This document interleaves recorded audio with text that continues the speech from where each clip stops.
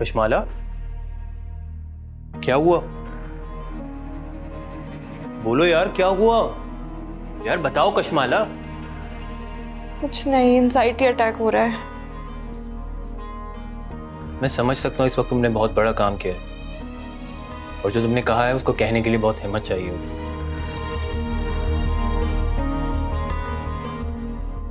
मगर मैंने तो नहीं कहा। क्या करती हो यार? तो कब कहोगी?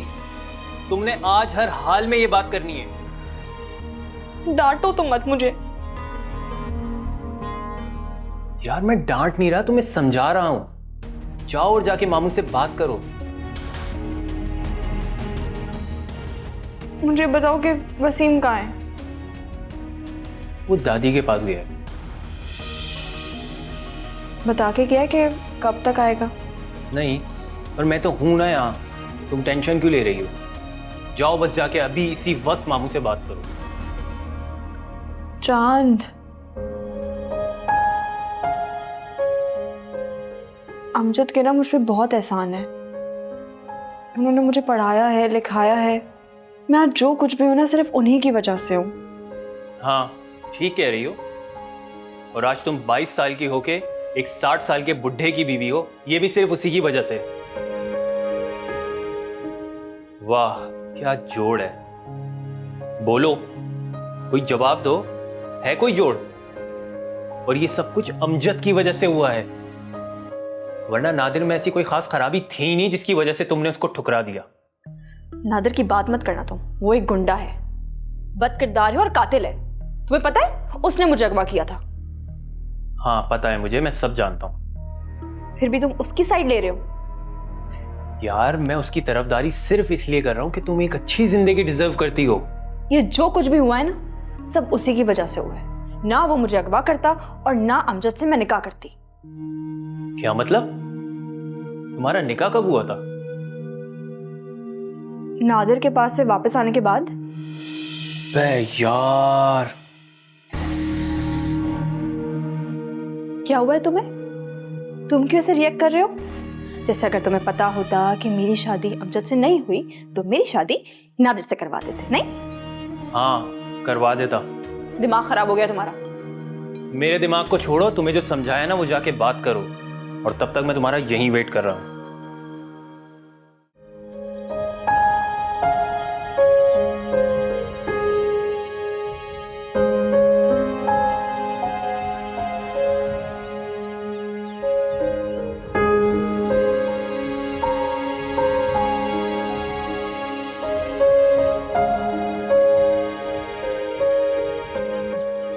नेमत, जख्मों से हाथ हल्कान हुए हुए गाड़ी क्यों साफ कर रहे हो?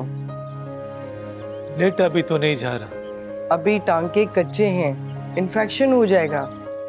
होता है तो हो जाए, अब जी के क्या करूंगा मैं।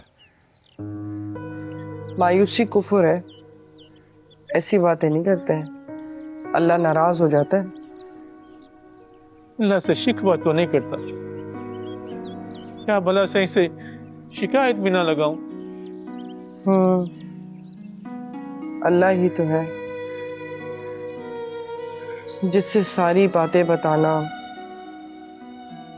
सारी शिकायतें सुनाना, उसके सामने रोने से दिल का बोझ हल्का हो जाता है। एक बार है मेरे सीने पे, एक बार। कई साल से इस बार की वजह से नवाला भी हलक से नीचे नहीं उतरता।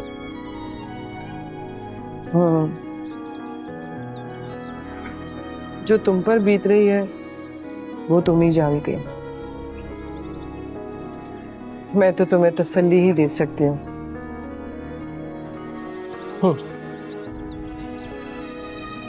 मुझे नातर का खौफ है, पता नहीं वो वापस आकर क्या करे। भला ऐसा ही जान। वापस आके अगर उसने दोबारा कोई उल्टी सीधी हरकत की ना, तो मैं उसे दोबारा पुलिस के हवाले कर दूंगा। उसका आदमी बहुत खतरनाक है। पुलिस से ज्यादा खतरनाक कोई भी नहीं होता। मिनट नहीं लगाता, गोली मार देता है। पुलिस की ताकत का ना इन लोगों को अभी अंदाजा नहीं है। अरे पुलिस क्या करेगी?